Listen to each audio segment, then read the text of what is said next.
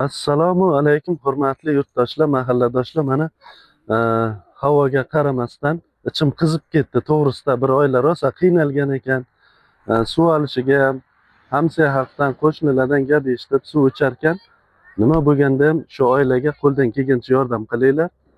E, Mana kimdir armaturasini, kimdir sementini, kimdir usta puliga yordami tegar.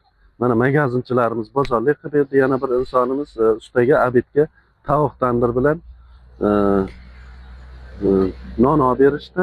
Bir magazinchimiz e, kartoshka, piyoz va bu sharoit yog'larini qilib berdi. Rahmat, Alloh rozi bo'lsin hammalaringizdan.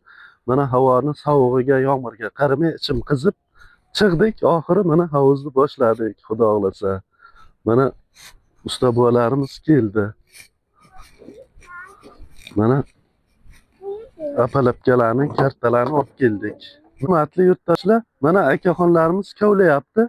Havuzimiz zakonni bo'lyapti. Qanday bo'lyapti? Unda havuzmi usta bu? Nechta tonna ketadi? 6 tonnali.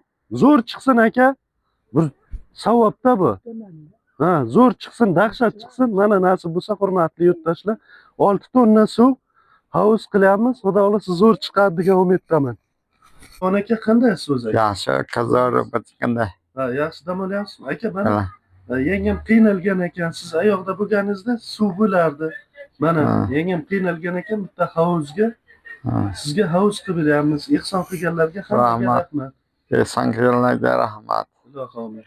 Ilohim mansab qilamiz. Ilohi omin. Amin. Allohu akbar. Allohu akbar.